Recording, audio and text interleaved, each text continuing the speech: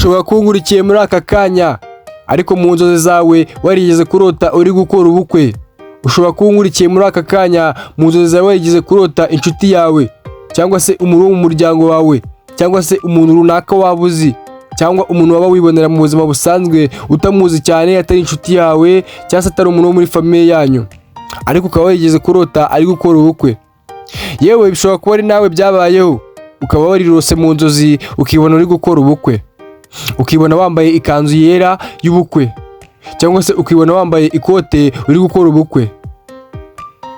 Ndagira ngo mubwire ko izi nzozi hari ikintu gikomeye zisobanura. Ndagira ngo mubwire ko izi nzozi hari ubutumwa runaka ziba zishaka kukugenera. Ikaze ku Nzozi X TV, aha niho mbasobanurira inzozi zanyu zose murota, nkabasobanurira mu byerekeranye n'umuco nyarwanda, nkababwira icyo umuco nyarwanda ugenda usobanura ku nzozi runaka, nkakubwira icyo umuco nyarwanda, abakurambere ba kera, abanyarwanda ba kera, icyo basobanuraga kuri izo nzozi runaka iyo umuntu yabaga yazirose. Aho ngaho nyine nibanda ku bijyanye n'umuco, nkakubwira icyo umuco nyarwanda ubivugaho. Ndongera kandi nkagusobanurira mu bijyanye n'idini, nkagusobanurira icyo idini runaka yaba isobanura ku bijyanye n'izo nzozi warose. Aha ngaha nibanda kuri gikristo, amadini y'abakristo, icyo yaba asobanura kuri izo nzozi waba warose. Aha ngaha kandi nongera nkibanda ku idini rya Isilamu, nkabasobanurira icyo Isilamu igenda ivuga kuri izo nzozi waba warose. Tukagerageza gusoma, tukagerageza gushakisha, tukareba icyo izo nzozi zaba zigerageza gusobanurira abantu baba bazirose.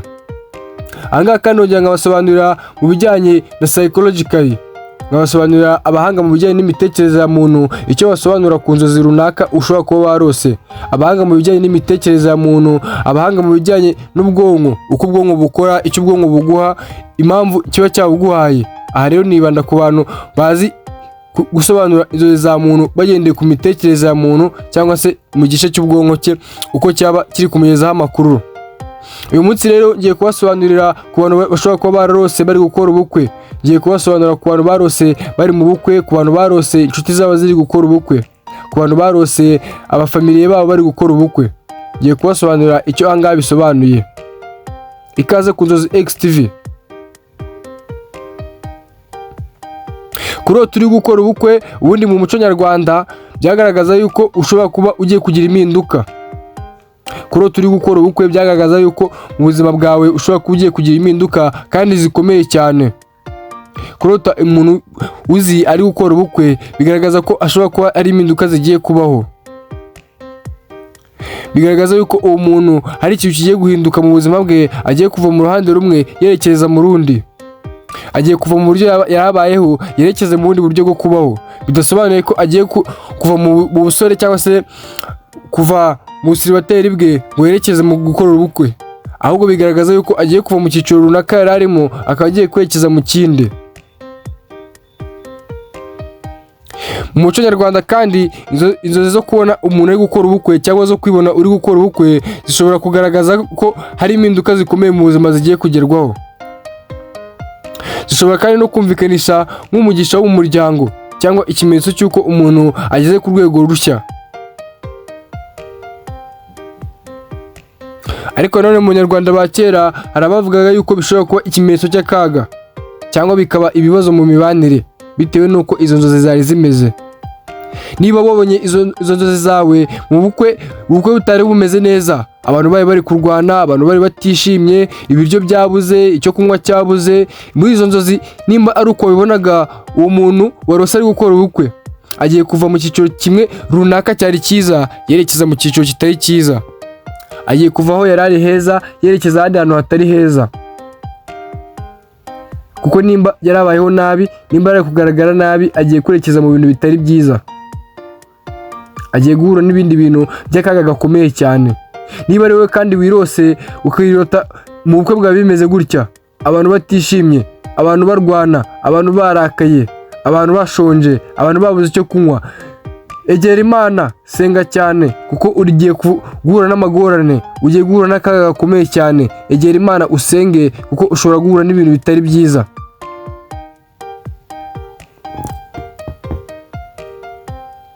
Ibisobanuro mu idini, ngiye kubasobanurira mu bijyanye n'amadini, icyo amadini runaka agenda asobanura kuri izo nzozi zo kuba warose uri gukora ubukwe, cyangwa zo kuba warose undi muntu uzi ari gukora ubukwe, cyangwa kuba warose umufamiliye wawe ari gukora ubukwe, cyangwa undi muntu wese waba uzi bisanzwe ari gukora ubukwe.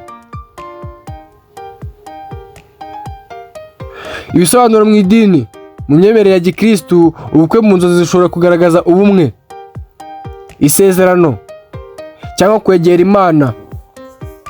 Mu idini ya gikristu bavuga yuko gukora ubukwe ari ikintu kigaragaza ko abantu bagiye kwiyunga, ni ikintu kigaragaza ko abantu bagiye kongera guhura, ni ikintu kigaragaza ko ubumwe bugiye kugaragara. Ugiye gukora ubukwe, ugiye kubukora n'undi muntu, mugiye kwiyunga, mugiye kuba hamwe. Ni ikintu kigaragaza ko ugiye kongera kugira ubumwe, ugiye kugira ubumwe n'abantu runaka. Abantu bo muri famille yanyu bagiye kongera bahure, abantu mutaye muherukanye mugiye kongera muhure, mwongeye mwubaka ubumwe. Kandi bakongera bakavuga yuko bishobora kuba bigaragaza ko umuntu agiye kwegera Imana. Hari n'ababihuza n'igihe Bibiliya ivuga ku bukwe bw'umwana w'intama, bivuga gusabana n'Imana. Ahangaha rero bishobora kugaragaza yuko ushobora kuba ugiye gusabana n'Imana, ushobora kuba ugiye kwegerana n'Imana.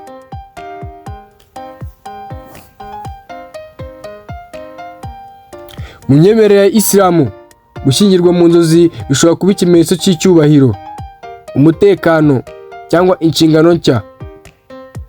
Ahangaha idini ya Isilamu igenda isobanura ikavuga yuko kurota wakoze ubukwe, cyangwa kurota umuntu muzanye yakoze ubukwe, cyangwa se umuntu wo muri famille yanyu yakoze ubukwe, bigaragaza yuko gishobora kuba ari ikimenyetso cy'icyubahiro, cyangwa se hagiye kubaho habaho umutekano, cyangwa ukaba ugiye kuba wagira inshingano nshya, ukaba ugiye kuva mu nshingano runaka wari ufite zisanzwe ugiye kwerekeza mu zindi nshyashya.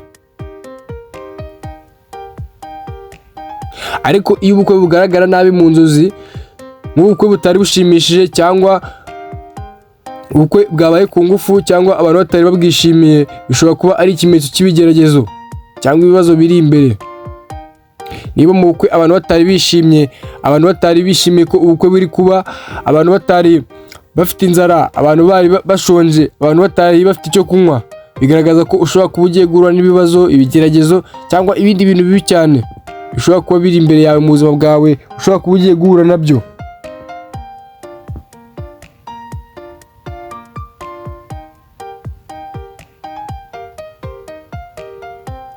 Ibisobanuro mu buryo bujyanye na psychology. Abahanga mu bijyanye n'imitekerereze ya muntu, abahanga basobanura inzozi bagendeye ku bwonko bw'umuntu, ku buryo ubwonko bw'umuntu buri kwakira amakuru, icyo basobanura ku mitekerereze ya muntu, uburyo babisobanura bagendeye ku cyo umuntu ari gutekereza. Ahangaha rero hari ibyo bagenda bavuga yuko mu kurota wakoze ubukwe bishobora kugaragaza yuko uri kwifuza urukundo, cyangwa kuba mu rukundo nyarwo. Aha rero nimba urarose uri gukora ubukwe, cyangwa nimba urarose umuntu uzi ari gukora ubukwe, cyangwa umuntu wo muri famille yanyu ari gukora ubukwe, bigaragaza ko ushobora kuri kwifuza urukundo, cyangwa uwo muntu ari kwifuza urukundo, cyangwa kuba mu rukundo nyarwo. Kandi ngo bishobora kugaragaza yuko umuntu ashobora kuba ari gutinya inshingano cyangwa impinduka zikomeye mu buzima bwe. Umuntu utekereza ku nshingano nshya, ushobora kuba uri gutekereza ku nshingano nshya, ushobora kuba hari ikintu gishyashya uri kwitegura, nko kwiga, akazi, cyangwa gukura mu buzima. Niba rero wararose ibi bintu, niba wararose uri gukora ubukwe, bigaragaza ko mu buzima busanzwe, mu mitekerereze y'umuntu bisanzwe, abahanga bavuga yuko ushobora kuba uri gutinya inshingano, cyangwa ushobora kuri gutinya impinduka zikomeye mu buzima bwawe. Bakongera kandi bakavuga yuko umutwe wawe ushobora kuba uri gutekereza ibintu bishyashya, ushobora kuba ushaka kujya mu nshingano nshya, urugero nko kwiga, akazi, cyangwa gukura mu buzima.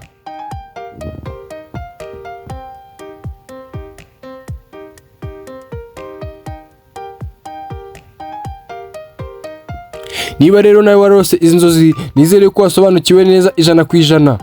Ahangaha rero kuri iyi channel niho tubasobanura inzozi mugenda murota.